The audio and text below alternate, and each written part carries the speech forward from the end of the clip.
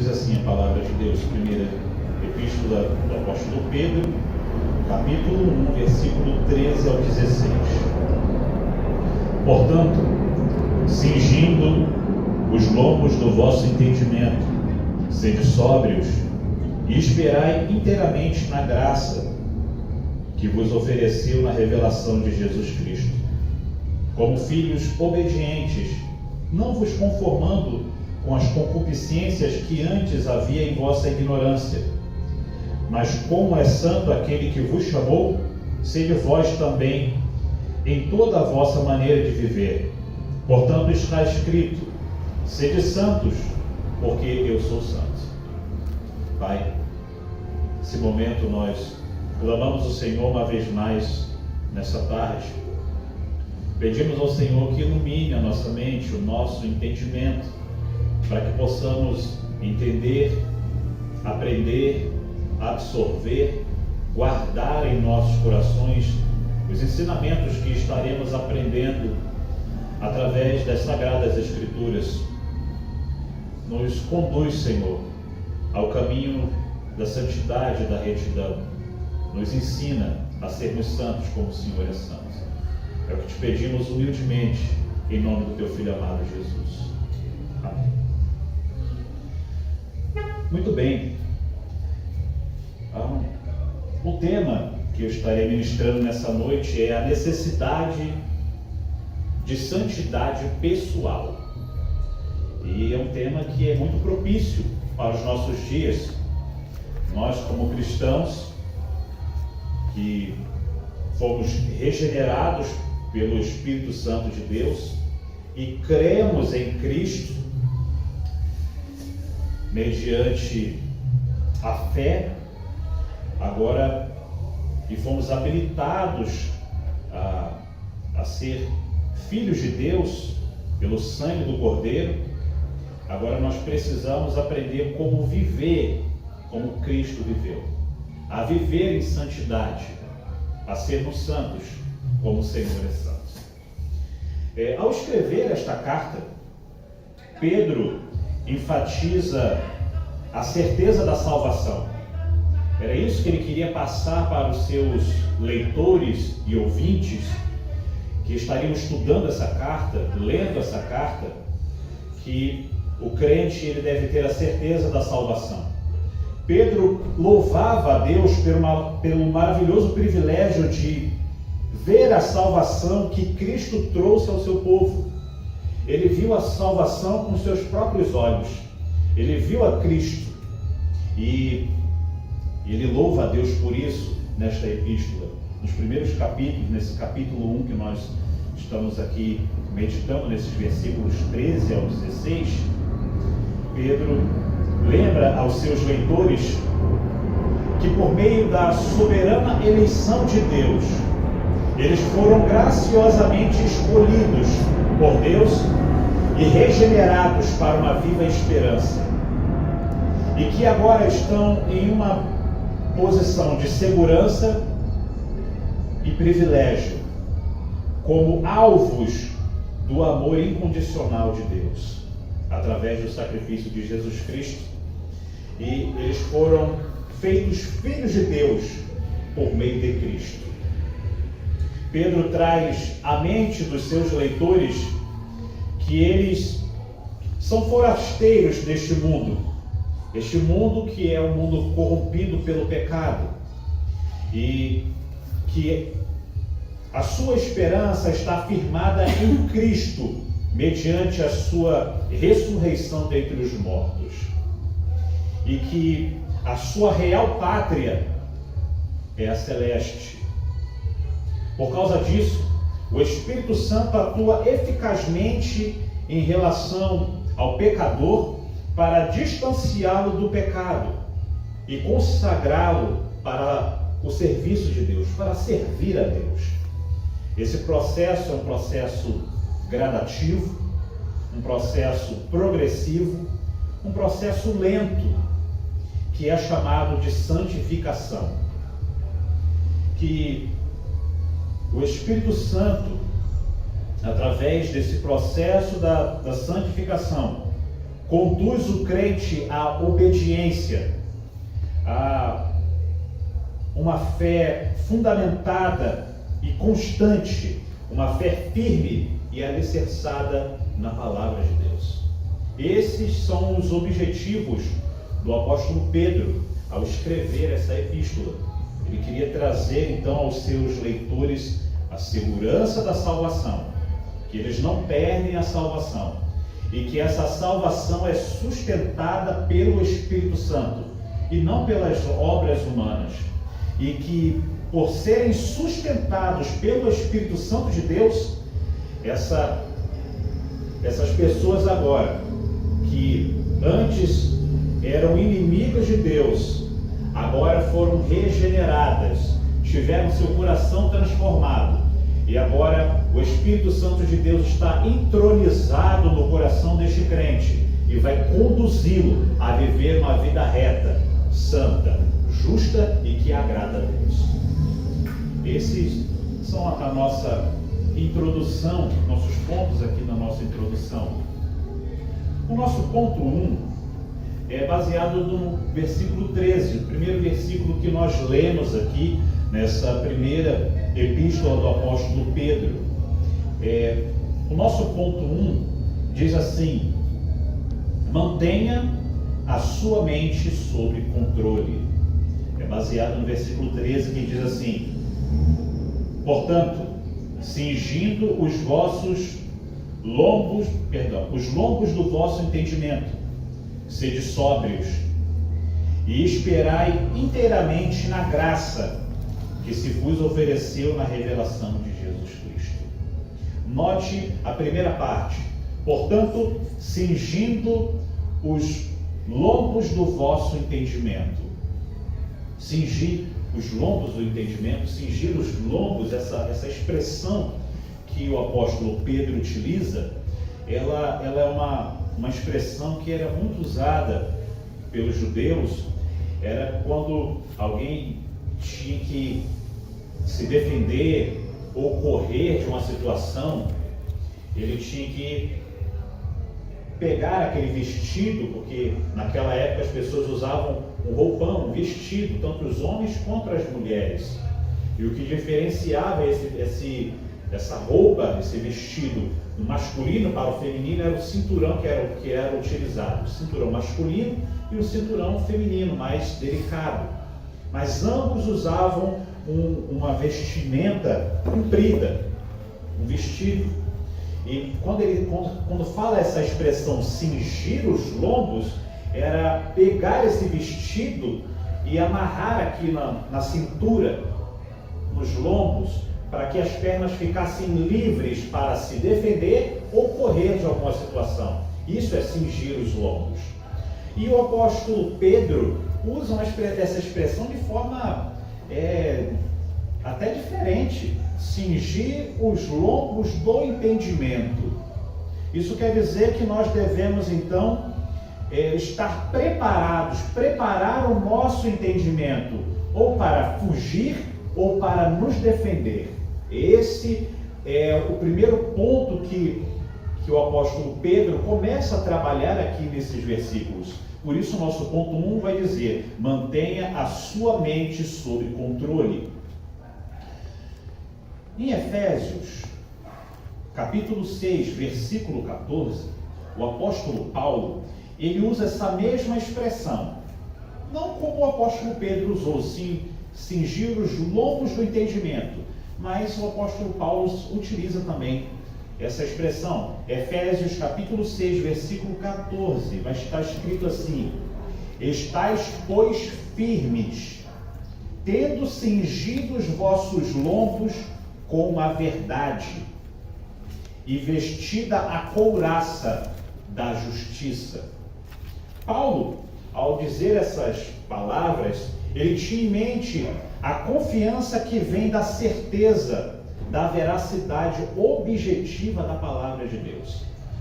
Paulo, ao falar isso, ele cingir os lombos com a verdade, e a verdade é a palavra de Deus.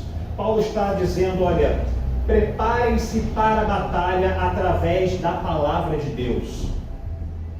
se preparem lendo a palavra, se apegando à palavra, devorando a palavra, se alimentando com a palavra de Deus, isso lhe dará ferramentas para você se defender ou fugir.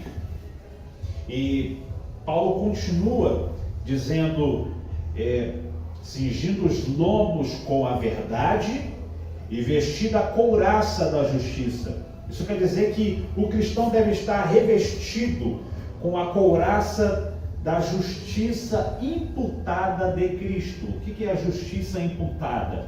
Isso quer dizer que a palavra imputada quer dizer somada. Nós éramos injustos e a justiça de Cristo foi imputada a nós. Isso quer dizer que a justiça de Cristo foi somada a nós. A nossa conta bancária espiritual, digamos assim, para que você possa entender de forma mais simples, a nossa conta bancária espiritual estava zerada, vazia.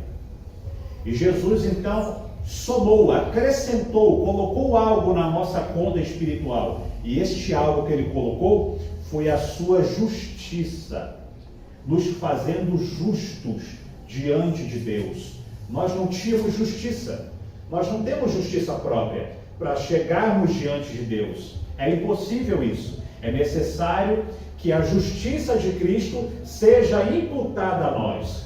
Essa é a doutrina da imputação. E ela é uma dupla imputação, porque Cristo imputou a justiça dele em nós e nós imputamos o nosso pecado nele. E ele levou os nossos pecados na cruz do Calvário. Então é uma dupla imputação. E o apóstolo Paulo fala sobre isso quando ele diz que nós devemos nos revestir com a couraça da justiça. Devemos estar então revestidos dessa justiça de Cristo que nós não merecemos. Nós não somos justos por nós mesmos. Nós somos então justificados por Cristo através do seu sacrifício na cruz do Calvário. E então podemos ser, através dessa justiça imputada, somos habilitados a chegarmos, a nos aproximarmos de Deus. E Deus então ouve as nossas orações. Quando os crentes assumem a natureza justa de Cristo nesta imputação, sendo a natureza de Cristo a sua justiça, a sua santidade sendo imputada a nós então, essa justiça de Cristo, nós começamos a nos moldar a pessoa de Cristo. Nós começamos então a parecer com Cristo. Isso é ser cristão. Os primeiros pessoas a serem chamados cristãos foram em Antioquia. Eles começaram a ser chamados de cristãos. Por quê? Porque eles se pareciam com Cristo. Eles tinham a mente e o coração de Cristo. E isso é muito importante. Então, quando nós somos regenerados, nós somos habilitados a ouvir o Evangelho e crer no Evangelho.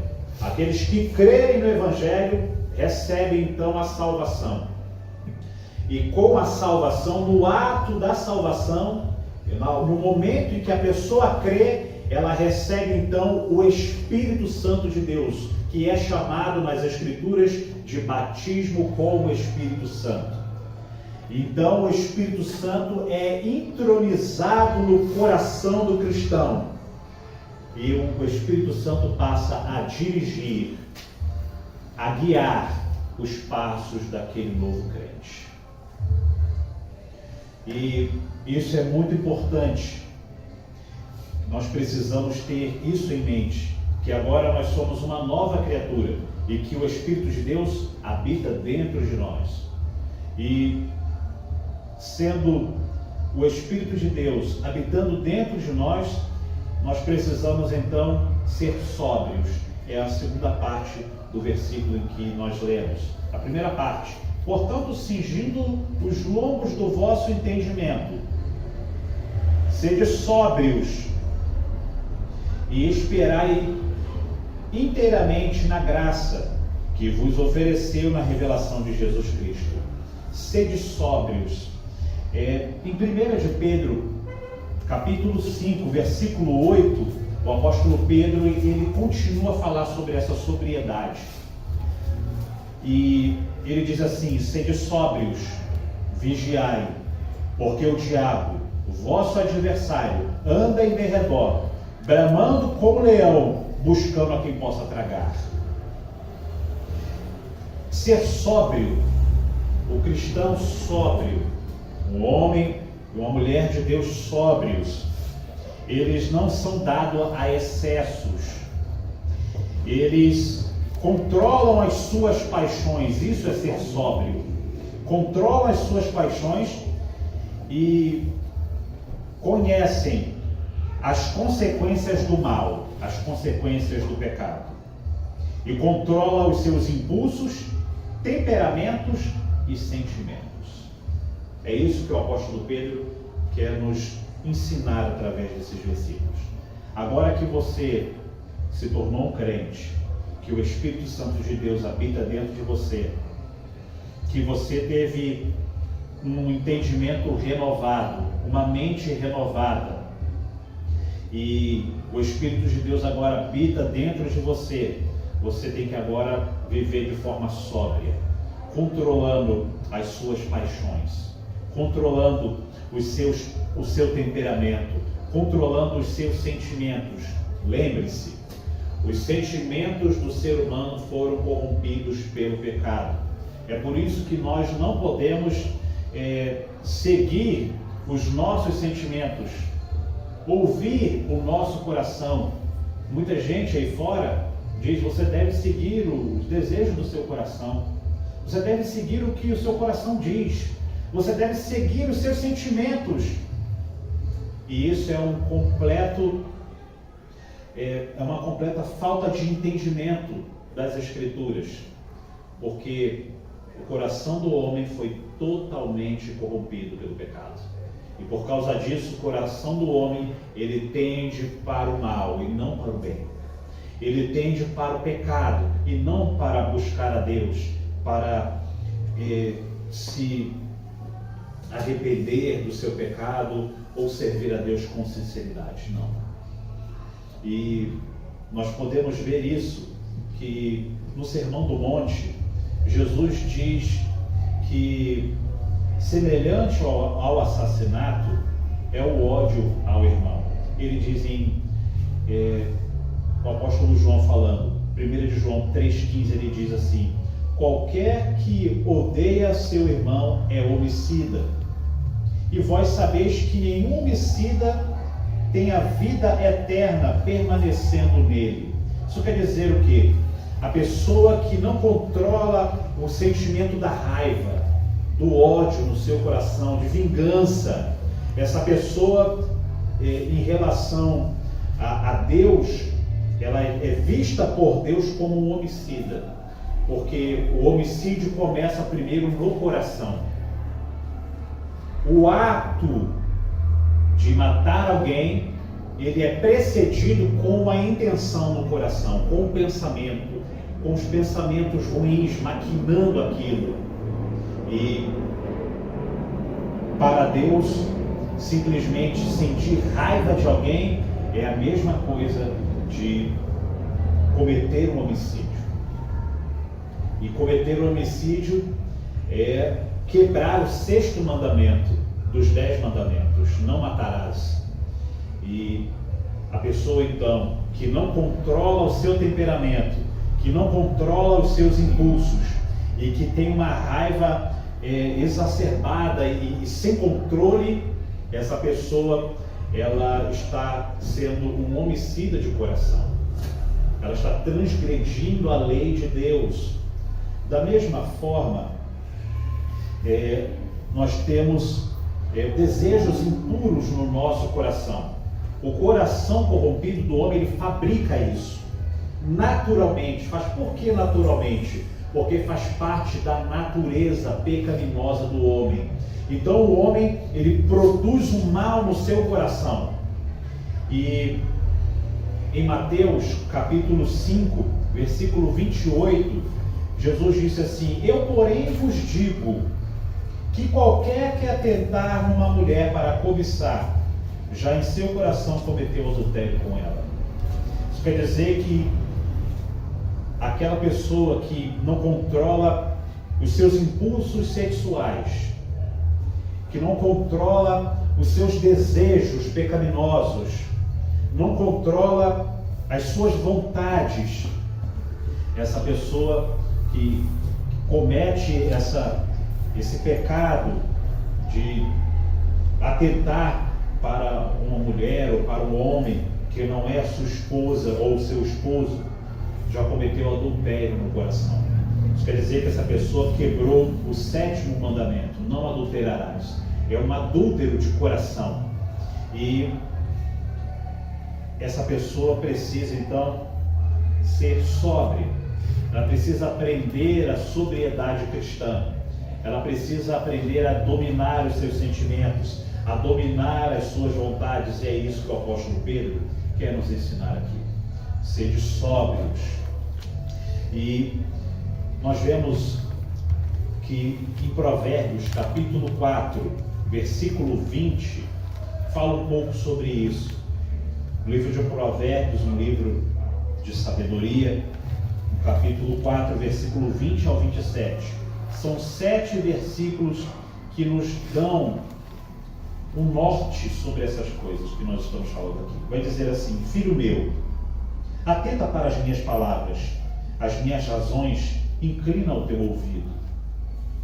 Não as deixes apartar dos teus olhos, guarda-as no íntimo do teu coração, porque são vida para os que a acham e saúde para todo o seu corpo. Sobretudo, tudo o que deves guardar, guarda o teu coração, porque dele procedem as fontes da vida. Desvia de ti a falsidade da boca e afasta de ti a perversidade dos lábios. Os teus olhos olhem para frente, as tuas pálpebras olhem direto diante de ti. Pondera a vereda de teus pés, e todos os teus caminhos sejam bem ordenados. Não declines nem para a direita nem para a esquerda. Retira o teu pé do mal. Então, nesses versículos aqui fica bem claro. O sábio aqui em Provérbios, ele nos diz: olha, guarda o teu coração. Construa uma muralha. Não deixe que o seu coração conduza a sua vida. Que a sua vida seja conduzida pela palavra de Deus. E é por isso que ele diz aqui: meu filho, atenta para as minhas palavras, as minhas razões, inclina o seu ouvido para a palavra de Deus, para que você não siga os desejos do seu coração. Guarda o teu coração. O coração controla e inclina as suas expressões faciais, a sua língua e todos os membros do corpo. É o coração, é a sede das emoções. As Escrituras atribuem ao coração o controle das emoções. E a condição do coração é muito importante. Você deve examinar o seu coração. Você deve observar as inclinações do seu coração e observar para onde o seu coração está te levando, para onde o seu coração está te inclinando, se é para as coisas de Deus ou se é para as coisas do diabo. Você deve perceber isso, ter esta percepção. E é por isso que o apóstolo Pedro diz: cingindo os lombos do vosso entendimento, sede sóbrios, tenha controle sobre os seus sentimentos, sejam sóbrios e tenham cuidado com o seu coração. O seu coração, ele pode ser sábio e um coração puro, no sentido que ele foi purificado por Deus, pelo sacrifício de Cristo. Mas o seu coração também pode ser perverso. o seu coração pode ser mau. E você deve observar isso. Você deve controlá-lo. Controlar esse coração. Ser sóbrio é isso. É controlar os seus sentimentos. E não ser controlado por eles. Não ser controlado pela ira, pela cobiça, pela vaidade, ou controlado pelos desejos sexuais. Não. Você deve controlá-los. Deve mortificar a carne. Você deve fazer com que essas inclinações do seu coração e essas decisões apontem para Cristo e não apontem para o pecado. Uma vez que o coração é a fonte da atividade emocional e intelectual e moral e também religiosa da pessoa, nós devemos então guardar o nosso coração acima de todas as coisas, protegê-lo. E como é que então eu faço para guardar o meu coração? Como eu faço para proteger o meu coração das astutas ciladas do diabo? Como o apóstolo Pedro falou aqui, que o diabo anda ao derredor, bramando como leão, buscando uma brecha no seu coração, para que ele possa entrar, devorar, acabar com tudo. É simples. Para que você possa guardar o seu coração, você deve entender alguns princípios. O primeiro princípio que você deve entender é que os olhos e os ouvidos são as portas do coração. Os olhos e os ouvidos. Então você deve ter cuidado com aquilo que você vê e com aquilo que você ouve. Porque isso pode fazer com que o seu coração seja inflamado com as coisas do mal. Jesus falou que os olhos são as candeias do corpo. E se os teus olhos forem bons, o teu corpo terá luz. Porém, se os teus olhos forem maus, o teu corpo será tenebroso. Isso quer dizer que se você olhar para as coisas ruins, as coisas do maligno, o seu coração será também maligno. Porém, se você colocar os teus olhos na palavra de Deus, nas coisas boas que Deus revelou, nas sagradas escrituras, os seus olhos terão luz. Os seus olhos serão iluminados. Os seus olhos serão esclarecidos. Os seus olhos serão... As trevas serão dissipadas dos seus olhos. E você enxergará muito bem. E saberá distinguir o certo do errado. O que é de Deus e o que não é de Deus. É somente se nós colocarmos os nossos olhos nas Escrituras. Por isso é importante você ler as Escrituras, estudar as Escrituras, amar as Escrituras, gravar as Escrituras no seu coração. É o que o salmista diz: guardei a tua palavra no meu coração para não pecar contra ti. E esse é um dos segredos. Como guardar o coração? Como defender o meu coração do mal? Guardando, enchendo ele da palavra de Deus. É assim que você então vai ter os frutos do Espírito Santo. Porque a boca fala que o coração está cheio. Se o seu coração está cheio do lixo deste mundo, a sua boca vai falar coisas terríveis. O seu corpo vai tender para coisas terríveis. Porque o coração comanda todo o corpo. Agora, se o seu coração está cheio da palavra de Deus, cheio do amor de Deus que foi derramado pelo Espírito Santo de Deus no nosso coração, então você vai tender para as coisas do bem, para as coisas da luz, vai tender para as coisas que glorificam a Deus, vai fugir, vai cingir os lombos, vai saber se defender e vai saber a hora de fugir. É o que José fez quando José estava na casa de Potifar. E a mulher de Potifar ficou ali encantada com o jovem José e quis ter relações com ele. José, que tinha o coração transformado e com a palavra de Deus que o pai dele havia ensinado a ele, o coração cheio do amor de Deus, falou: não, isso é errado. eu vou estar atraindo a confiança do meu dono, que é o Potifar, que me comprou como escravo e me colocou sobre a organização e a administração de toda a casa, e vou estar traindo o meu Deus, a confiança do meu Deus. Ele tomou a decisão correta, ele guardou o coração e guardou o corpo inteiro. É assim que você devia aprender a ser um homem sóbrio, uma mulher sóbria. É ter total controle do seu coração, dos seus desejos. E quando o diabo armar as suas ciladas, como armou para José, você vai ter os seus lombos cingidos. Vai saber se defender ou saber correr, fugir, como José fugiu do adultério, da fornicação, do mal. É assim que nós, como cristãos, devemos viver a vida cristã. O que Cristo realizou na cruz do Calvário, aqui indo para o versículo, a parte final do versículo: esperai inteiramente na graça que se vos ofereceu na revelação de Jesus Cristo.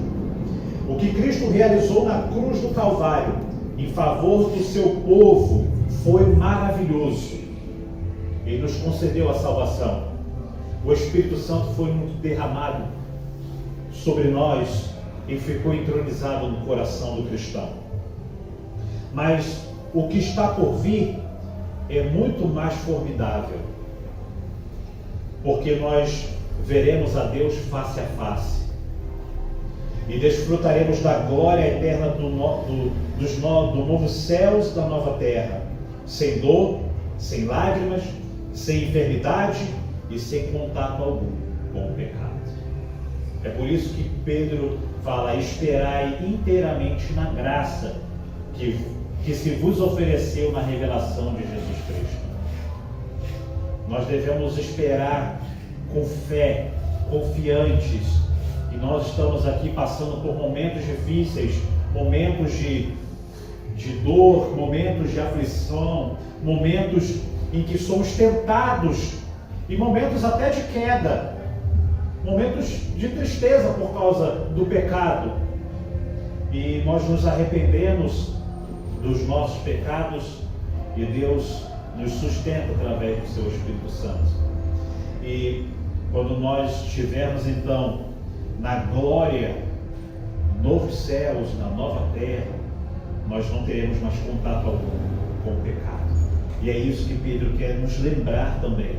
Nós seremos sustentados pelo Espírito de Deus até que estas promessas se cumpram nas nossas vidas. O nosso ponto 2 é baseado nos versículos 14 e 15. 1 de Pedro, capítulo 1, versículo 14 e 15. Me acompanhe aí no texto bíblico.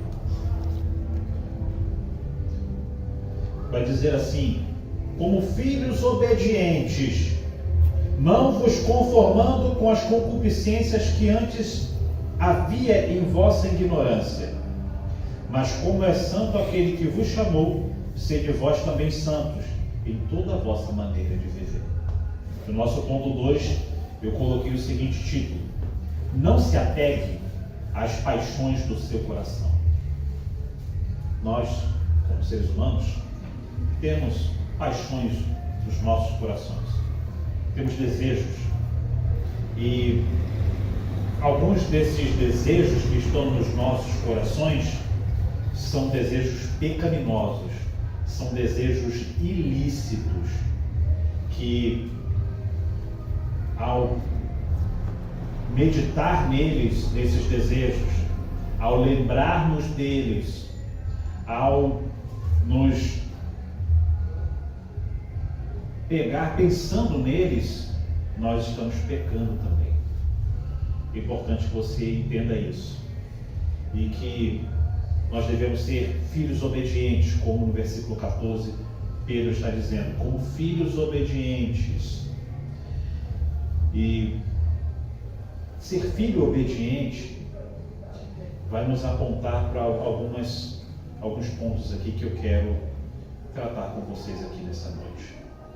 E no Evangelho de João, capítulo 1, versículo 12, vai dizer assim: mas a todos quanto o receberam, deu-lhes o poder de serem feitos filhos de Deus, aos que creem no seu nome. Então isso quer dizer que os seres humanos são filhos da ira por natureza, não são filhos de Deus. Só são filhos de Deus aqueles que crerem em Jesus. Então eles são feitos filhos de Deus. Em Efésios capítulo 2, versículos 2 e 3, está escrito assim: em que noutro tempo andaste segundo o curso deste mundo, segundo o príncipe das potestades do ar, do espírito que agora opera nos filhos da desobediência, éramos nós, entre os quais todos nós também antes andávamos nos desejos da nossa carne, fazendo a vontade da carne e dos pensamentos, e éramos por natureza filhos da ira, como os outros também. Isso quer dizer que aqueles que não creem em Cristo, que não foram regenerados, eles não são tidos nas Escrituras como filhos de Deus. Eles são chamados na Escritura de filhos da ira, porque eles fazem a vontade da carne e dos pensamentos, e eles seguem, são desobedientes e seguem o seu coração. É isso. Somente aqueles que possuem a fé redentora, a fé salvadora, gerada pela ação soberana de Deus, é que possuem o privilégio de serem feitos filhos de Deus. Agora, aqueles que creram em Jesus, que são filhos de Deus, devem fazer não mais a vontade do coração. Se você se considera um filho de Deus, você não deve mais seguir os cursos, o caminho que o seu coração dizia, a vontade do seu coração. Agora você deve fazer a vontade de Deus.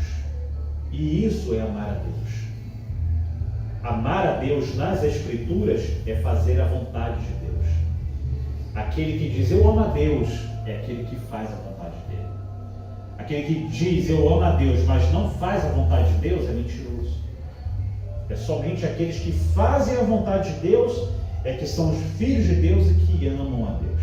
Eles foram habilitados pelo Espírito Santo para amar a Deus, foram regenerados. Isso é muito importante que nós aprendamos, e que é isso que o apóstolo Pedro quer nos ensinar. E nós não devemos nos conformar com esses pensamentos pecaminosos. Se você tem pensamentos pecaminosos e não consegue controlá-los, pelo contrário, eles controlam você e fazem com que você tenha pecados escondidos, pecados ocultos que só você e Deus sabem. Aqueles pecados que você comete quando você está sozinho, não tem ninguém na sua casa, só você.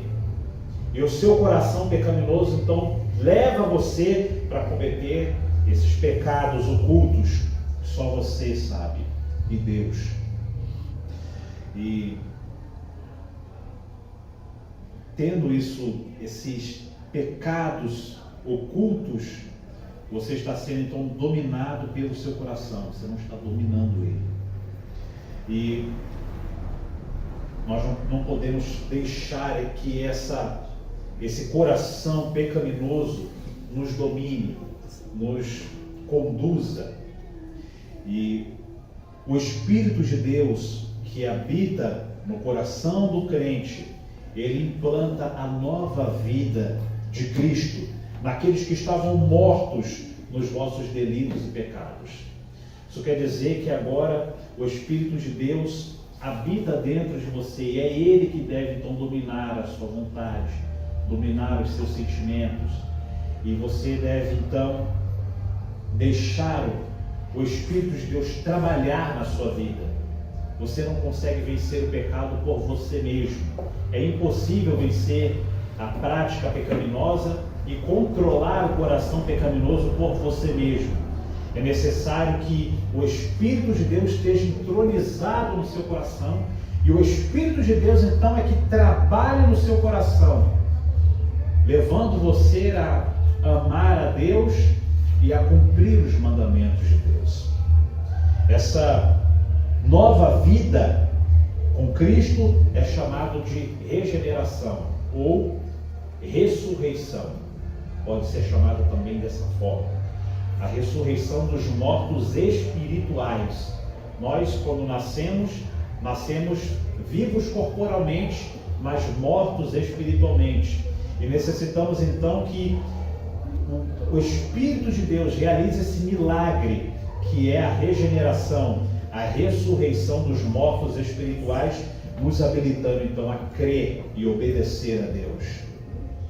Em Atos, capítulo 17, versículo 30, vai dizer assim: mas Deus, não tendo em conta os tempos da ignorância, anuncia agora a todos os homens em todo lugar que se arrependam. Deus não levou em consideração o limitado conhecimento que os incrédulos tinham sobre ele. Porém, agora ele está sendo revelado aqui em Atos dos Apóstolos aos atenienses a verdade acerca do Deus vivo. E eles estão sendo chamados ao arrependimento, chamados a se arrependerem dos seus pecados. E é isso que é a característica da pregação do Evangelho. As características do pregador são essas: anunciar o Evangelho e o arrependimento, para que o povo se arrependam dos seus pecados e tenham então o seu coração preenchido pelo Espírito Santo de Deus, para que o Espírito de Deus comece a trabalhar no coração dessas pessoas e então elas sejam livres, libertas do pecado. O arrependimento, ele é fundamental e necessário aos pecadores, pois sem ele, sem o arrependimento, ninguém alcançará o perdão de Deus. É importante então que, se você entendeu que o seu coração ele está completamente tomado pelo pecado, que você não controla o seu coração, as suas vontades, os seus desejos, que você peça a Deus que Ele lhe ajude a controlar esses desejos e que você se arrependa desses pecados, os pecados ocultos que você provavelmente ainda tem, e pedir então que Deus lhe ajude a vencer esses pecados, a vencer o poder do pecado que está aí dentro do seu coração, para que o seu coração ele seja preenchido pela palavra de Deus, pelo Espírito de Deus, e então te habilite, te dê uma nova disposição. E isso é importante. O cristão deve ter uma disposição nova na sua mente. Ele deve ter uma disposição para servir a Deus e entender que o seu coração é enganoso e que ele deve controlar este coração enganoso através da palavra de Deus, enchendo ele da palavra, para que esse coração esteja todo permeado pela palavra de Deus. Então lhe dará segurança para que você possa viver na luz e não nas trevas. Em 1 de Pedro, capítulo 4, versículo 1 e 2, vai dizer assim: portanto, uma vez em Cristo, que Cristo sofreu corporalmente, armem-se também também do mesmo pensamento, pois aquele que sofreu em seu corpo rompeu com o pecado, para que no tempo que lhe resta, não viva mais para satisfazer os maus desejos humanos, mas sim para fazer a vontade de Deus. O cristão não peca com consciência limpa. Ele não peca com a consciência limpa. O Espírito de Deus vai acusá-lo do pecado, da justiça e do juízo. Ao cometer um pecado, o Espírito de Deus faz isso. E como alguém que se diz cristão, um filho de Deus, pode amar o pecado? Isso é uma pergunta que você deve responder para você mesmo. Como você se diz cristão, se diz filho de Deus, como você pode amar o pecado pelo qual Cristo morreu? Cristo morreu por esse pecado escondido, esse pecado oculto.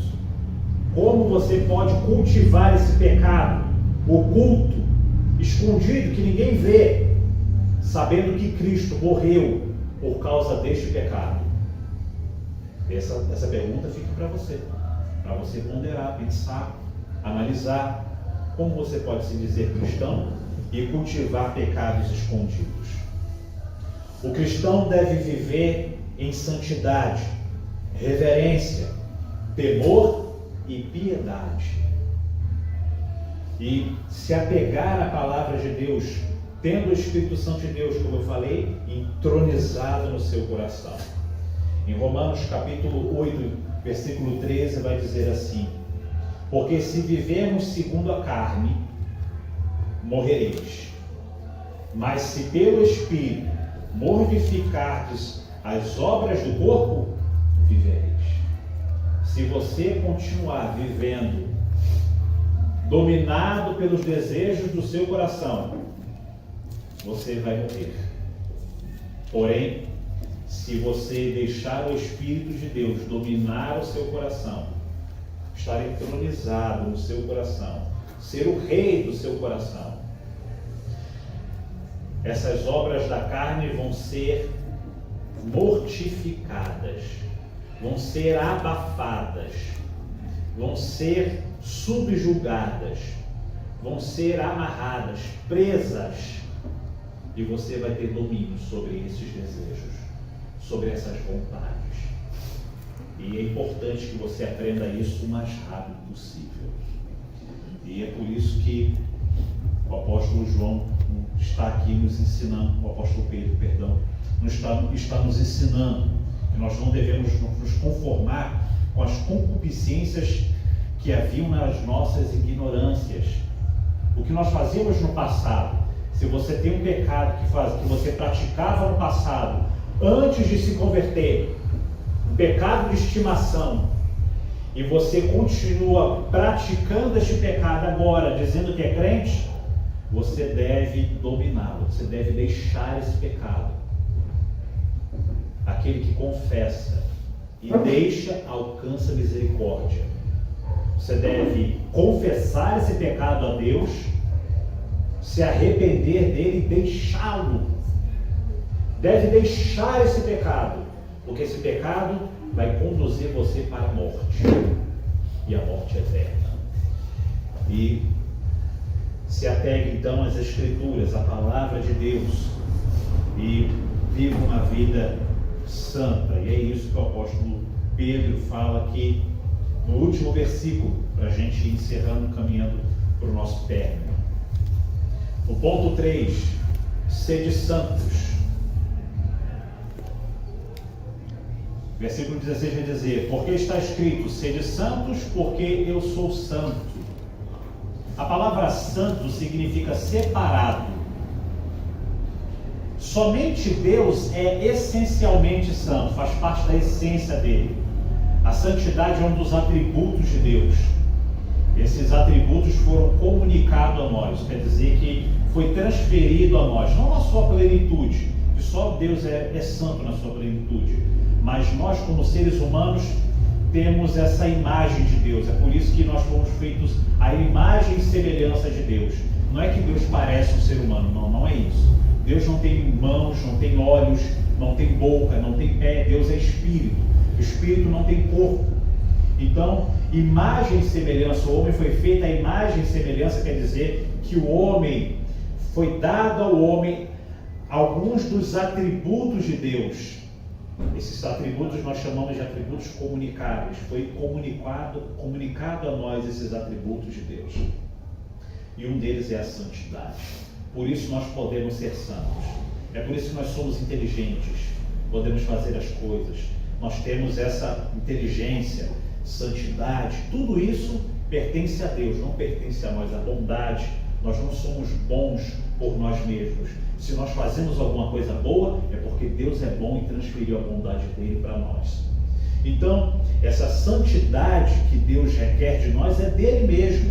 E ele deu aos seres humanos a oportunidade de serem santos através de Cristo Jesus. Deus é santo, majestoso. E como a palavra santo quer dizer separado, Deus ele é separado da sua criação. Ele está à parte da sua criação. E Deus ele é santo no tocante da sua pureza moral. Deus é moralmente santo, moralmente puro. E ele sendo moralmente puro, ele não tem nenhum pecado ou mal, ou se contamina com o mal. E ele requer da sua criatura, o ser humano, que também seja santo, para que possa ter comunhão com Deus. Por isso, o apóstolo Pedro está dizendo aqui: sede santos, porquanto está escrito, sede santos, porque eu sou santo. Isso quer dizer que Deus quer ter comunhão conosco. Mas para que Deus possa ter comunhão conosco, é necessário que nós sejamos santos. E Ele requer do seu povo uma santidade moral.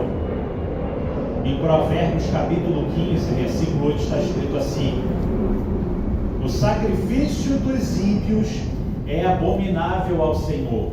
Isso quer dizer que Deus não aceita o sacrifício do ímpio. Deus não aceita o louvor, a oferta do ímpio.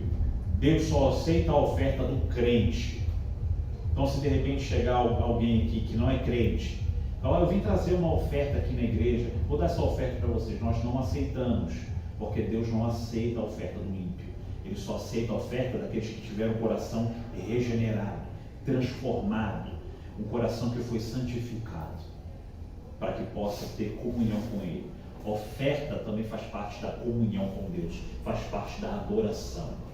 E é por isso que Deus não aceita a oferta do ímpio. Em João capítulo 9, versículo 31 vai dizer assim: ora, nós sabemos que Deus não ouve a pecadores. Isso quer dizer também que Deus, além de não aceitar a oferta dos pecadores, dos ímpios, daquele que não tem aliança com Deus, Deus também não ouve a oração dos ímpios. Talvez você não sabia disso, mas essa é uma verdade que emana das Escrituras. Se você quiser anotar o versículo, João 9, 31. Ora, nós sabemos que Deus não ouve a pecadores. Continuação do versículo: mas se alguém teme a Deus e faz a sua vontade, esse ouve. Isso quer dizer que Deus só ouve a oração daqueles que têm aliança com Ele. Deus só ouve a oração daqueles que foram regenerados. A única oração que Deus ouve de um pecador é a oração de arrependimento.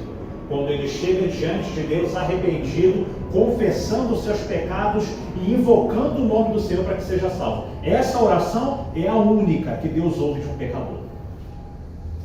Porque essa oração está levando em conta a soberania de Deus, a majestade de Deus e a santidade de Deus. E esse pecador que faz isso, ele está reconhecendo que Deus está acima de todos. Quando o pecador se arrepende, ele chega com humildade diante de Deus, se prostrando diante de Deus, reconhecendo que é pó e cinza, que não é nada e que necessita da salvação que é em Cristo Jesus. Essa oração Deus ouve. As outras Infelizmente, Deus não ouve. E é importante que você saiba isso. Essa é uma das verdades que emana das Escrituras e que o falso evangelho que é pregado aí fora não ensina mais.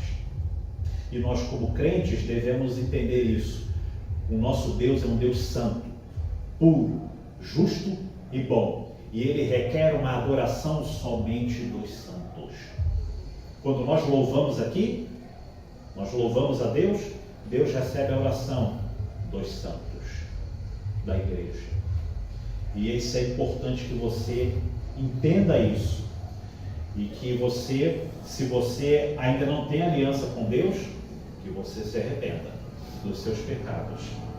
Confesse os seus pecados a Deus e peça a salvação que é em Cristo Jesus, para que você receba a salvação e a comunhão.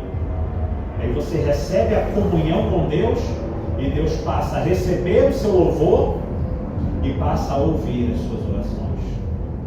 Passa a te auxiliar, porque o Espírito Santo de Deus habita em você. Vamos prosseguir para a gente finalizar aqui. Isso quer dizer, então, que Deus deseja que o seu povo seja santo. Que a reunião da igreja, a reunião dos crentes, seja de um povo que confessa os seus pecados, que não tem pecados escondidos. É por isso que nós, quando iniciamos aqui o culto, nós fazemos uma oração em silêncio para dar a oportunidade de você confessar os seus pecados ocultos. Ninguém vai ouvir a sua confissão, é você e Deus na sua mente. Por isso que nós fazemos isso. Todos os cultos nós fazemos uma oração em silêncio, para que você tenha essa oportunidade de confessar a Deus, de se arrepender, de invocar o nome do Senhor, para quando você for adorar a Deus aqui e orar, Deus receber a sua oração e também ouvir a sua oração. É importante isso. Jesus exige perfeição. Nós sabemos isso, que é impossível para nós, como seres humanos, sermos iguais a Cristo, sermos perfeitos como Cristo. Enquanto nós estivermos aqui nessa carne, que foi corrompida pelo pecado, é impossível. Mas nós, como cristãos, devemos almejar isso. Mas é possível, não importa, almeje se parecer com Cristo. Isso faz parte do processo da santificação, de querer ser igual a Cristo, mesmo sabendo que é impossível. O Espírito Santo de Deus vai te capacitar a chegar cada vez mais próximo da luz. Quando nós chegamos mais próximos da luz, as trevas vão se dissipando, as trevas vão sumindo, e a claridade da luz de Deus vai nos tomando, vai nos capacitando. Essa perfeição e santidade é provida por Deus, é Ele quem vai te capacitar a fazer isso. E através do sacrifício perfeito de Cristo, nós somos então impelidos pelo Espírito de Deus a nos aproximarmos cada vez mais de Deus. O sacrifício de Cristo eliminou para sempre os pecados dos eleitos. Aqueles que creram em Jesus, eles não têm mais a culpa do pecado. É importante que você aprenda isso também. A culpa do seu pecado, se você crê em Jesus, invocou o nome dele para que seja salvo, você não tem mais a culpa do pecado.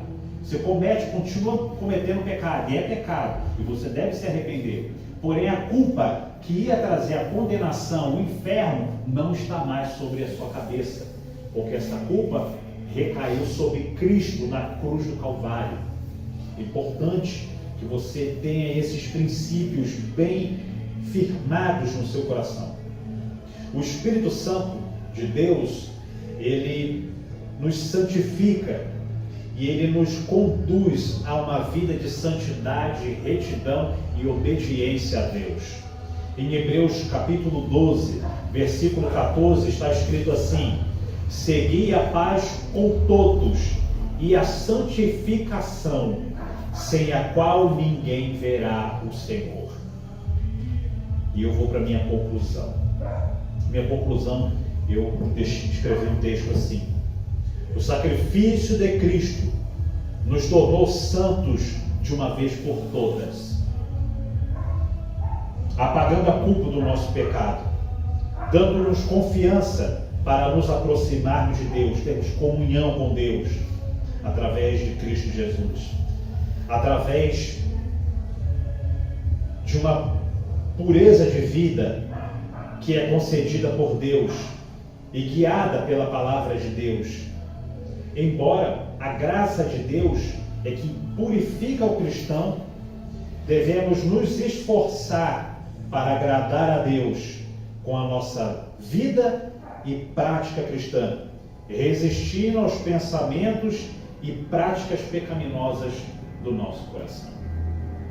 Deus abençoe. Reflita sobre isso em casa. Se você ainda tem essas práticas, tem pecados que você ainda não venceu, precisa vencê-los, confie em Deus. Confesse esses pecados a Deus. Identifique-os. Você precisa identificar o inimigo dentro do seu coração. O seu maior inimigo é você. É o seu coração corrompido. E você precisa identificar essa área aqui negra no meu coração, nublada, que precisa ser tratada. Sozinho você não vai conseguir. Pegue essa área e apresente a Deus. Senhor, é essa área aqui. Eu preciso ser tratado nesta área. Me ajude, me conceda a graça. E Ele te dará essa graça, a vitória. E você vencerá o pecado. E não será mais dominado pelo pecado do seu coração.